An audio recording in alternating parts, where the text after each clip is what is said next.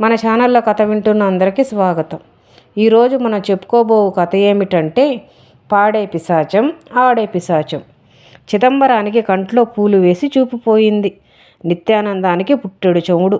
ఇద్దరు పెళ్ళిళ్ళు చేసుకుని యాచక వృత్తిలోనే పెళ్ళాలను పోషిస్తున్నారు. వాళ్ళ ఊరుకు 10 కోసుల దూరంలో రంగనాయకుల గుడి ఉంది. అక్కడ ప్రతి సంవత్సరం పెద్ద ఎత్తున స్వామివారి ఉత్సవాలు జరుగుతూ ఉంటాయి. కొండకు తమ ఊరికి మధ్య ఉన్న చిట్టడివి దాటి చిదంబరం, నిత్యానందం ఆ కొండ మీద 4 రోజుల పాటు ఉంటారు. గుడి మెట్ల పక్కన గుడ్డపరుచుకుని కూర్చుంటే సాయంకాలానికల్లా గుప్పెడు రోకలు ముట్టకట్టుకోవచ్చు. ఆ ఏడు కూడా వాళ్ళిద్దరూ తిరునాళ్లలో చెరో 100 సంపాదించుకుని ఊరికి తిరుగు ప్రయాణమయ్యారు. అయితే అప్పటికే బాగా చీకటి పడిపోవడంతో చిట్టడవిలో వాళ్ళ ప్రయాణం బాగా సాగలేదు. ఒరే చిదంబరం, మనం కాస్త ముందుగా బయలుదేరవలసింది. దారిలో పాము, పుట్ర, అర్ధరాత్రికైనా అడవి దాటకపోతే చాలా చిక్కుల్లో పడిపోతాం అన్నాడు నిత్యానందం చుట్టూ ఉన్న కటికి చీకట్లోకి భయంగా చూస్తూ. చిదంబరం అవునట్లు తల ఊపి నిత్యానందం చేపట్టుకున్నాడు. ఇద్దరూ వేగంగా నడవసాగారు. కొంత దూరం పోయాక హఠాత్తుగా ఒకచోట పెద్ద కోలాహలం రేగింది. చిదంబరం నిత్యానందం చేతిని గట్టిగా పట్టుకుని ఏమిటా గొడవ అని అడిగాడు. నిత్యానందం ఆ కోలాహలానికి కారణమైన పిశాచాలను చూసి నిలువునా వణికిపోసాగాడు. ఒక మగ పిశాచి గొంతెత్తి భీకరంగా పాడుతూ ఉంటే ఒక ఆడపిశాచి దాన్ని తగ్గట్టుగా అడుగులు వేస్తూ అడవి అదిరిపోయేలా నాట్యం చేస్తుంది. నిత్యానందం చెప్పగా సంగతి తెలుసుకున్న చిదంబరం తాను వణికిపోతూ పొగడ్తకు పొంగిపోని ప్రాణి ఎక్కడుంటుంది, పిశాచాలే అవుగాక అన్నాడు. తరువాత అతడు గట్టిగా చప్పట్లు చరిచి అద్భుతమైన పాట, కొబ్బరి నీళ్లలో కలకండ కలిపి తాగినట్టుగా ఉంది అని అన్నాడు. ఆ పొగడ్తకు మగ పిశాచి పొంగిపోయింది. నిత్యానందం తాను చప్పట్లు చరిచి అమోఘమైన నాట్యం, నెమలికైనా నేర్వడం అసాధ్యం అనిపించేలా ఉంది అని అన్నాడు. ఆడపిశాచానికి ఆ పొగడ్త ఆనందాన్ని కలిగించింది. అయితే తన పాటను నిత్యానందం మెచ్చుకోనందుకు కోపగించుకున్నది మగపిశాచం. తన ఆటను చిదంబరం పొగడనందుకు ఆడపిశాచం ఉడుక్కున్నది. అది చిదంబరాన్ని ఆయన పాట తప్ప నా ఆట నిన్ను ఆకర్షించలేదా అని అడిగింది. నీ ఆట చూసే అదృష్టం నాకు లేదు, నేను గుడ్డివాణ్ణి, ఈ క్షణానే చచ్చిపోవాలనుకుంటున్నాను అన్నాడు చిదంబరం. మగపిశాచం నిత్యానందాన్ని ఆవిడగారి ఆట తప్ప నా పాట నీకు ఆనందం కలిగించలేదా అని అడిగింది. చెవిటివాడైన నిత్యానందానికి మగపిశాచి అడిగిందేమిటో అర్థం కాలేదు. చిదంబరం కల్పించుకుని ఈ చెవిటి మాలోకానికి పాట పసందుగా ఉన్నది లేనిది ఎలా తెలుస్తుంది అని అన్నాడు. ఆ జవాబుతో పిశాచాలకు వాళ్లలో ఒకడు గుడ్డివాడని, రెండవ వాడు చెవిటివాడని తెలిసిపోయింది. ఆడపిశాచి చిదంబరం కళ్ళలో చల్లటి మంచు లాంటి గాలి ఊదింది. మగపిశాచం నిత్యానందం చెవులో గోబ అదిరిపోయేలా పొలికేక పెట్టింది. ఆశ్చర్యం! మరుక్షణమే చిదంబరానికి కళ్ళు కనిపించసాగాయి. నిత్యానందానికి చెవులు వినిపిస్తున్నాయి. మళ్ళీ మగపిశాచి పాట అందుకున్నది. ఆడపిశాచి ఆట ప్రారంభించింది. కంపరం పుట్టిస్తున్న వారి ఆటపాటల్ని మరీ కొంతసేపు మెచ్చుకొని ఇద్దరు సంతోషంగా ఊరిదారి పట్టారు. వాళ్ళు ఊరి చేరేసరికి బాగా తెల్లవారిపోయింది.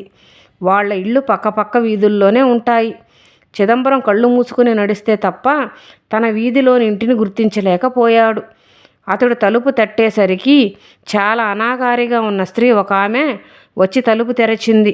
చిదంబరం ఆమె కేసి ఏవగింపుగా చూస్తూ చింతామణి అనే ఆవిడ ఇల్లెక్కడా అని అడిగాడు.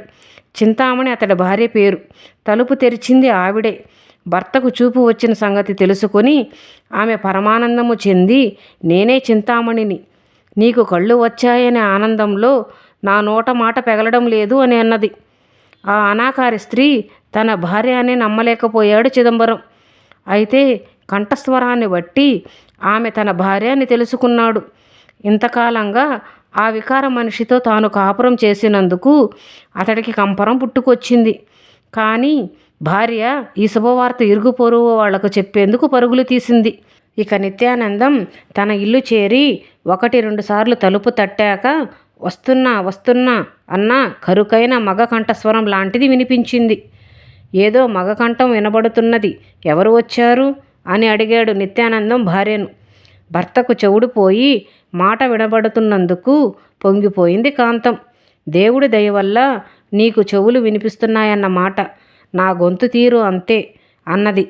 ఆ కంఠస్వరం భరించలేని నిత్యానందం, అలాగా, అయితే ఇది తరచూ వినడం నా వల్ల కాదు, నాకు మళ్ళీ చెవుడు వస్తుంది, ఇక నా ముందు ఎన్నడూ పెదవి విప్పకు, జాగ్రత్త అని అన్నాడు. అతడి భార్య కళ్ళ నిండా నీళ్లు తుడుచుకుంటూ లోపలికి వెళ్ళిపోయింది. ఆ రాత్రి అడవి దారి పట్టిపోతున్న నిత్యానందాన్ని దారిలో చిదంబరం కలుసుకున్నాడు. ఇద్దరూ ఒకరి కష్టాలు ఒకరు చెప్పుకొని పిశాచాలే తమ కష్టాలను తొలగించాలనుకున్నారు. వాళ్ళు వెళ్ళేసరికి ఈసారి ఆడపిశాచి పాడుతున్నది, మగ పిశాచి ఆడుతున్నది.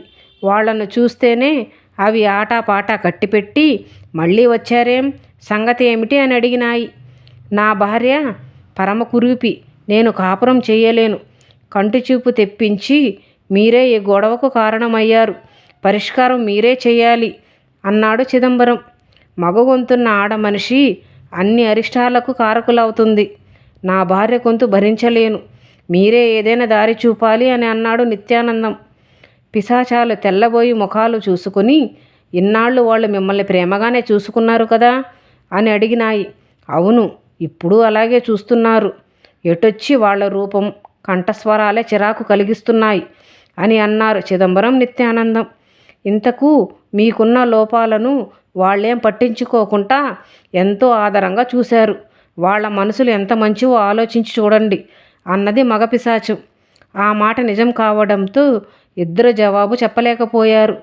అప్పుడు మగ పిశాచం, శారీరకంగా ఉండే లోపాలను సరిదిద్దుకోలేనివి, అవి ఉన్నవారిని అసహించుకోవడం క్షమించరాని నేరం, జీవితం అంతా కలిసి ఉండవలసిన భార్యాభర్తల మధ్య ఉండవలసింది ప్రేమ, ఒకరిపై ఒకరికి ఆదరణ, మీరు మీ భార్యల అందచందాలనే కాక వాళ్ళ గుణగణాలను గౌరవించడం నేర్చుకోండి అని అన్నది.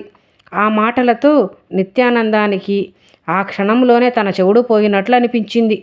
చిదంబరం అప్పుడే తన గుడ్డితనం పోయిన వాడిలా పిశాచాలకేసి ఆప్యాయంగా చూశాడు. ఇద్దరూ పిశాచాలకు వంగి నమస్కరించి, మాకు సరైన బుద్ధి చెప్పినందుకు బతికి ఉన్నంతకాలం మీకు కృతజ్ఞులం అని అప్పటికప్పుడే ఇంటి దారి పట్టారు. కథ విన్నారు కదా. మీకు నచ్చినట్లయితే తప్పకుండా సబ్స్క్రైబ్ చేసి, లైక్ చేసి, కామెంట్ చేస్తారని ఆశిస్తూ రేపు ఇంకొక మంచి కథలో మళ్ళీ కలుద్దాం.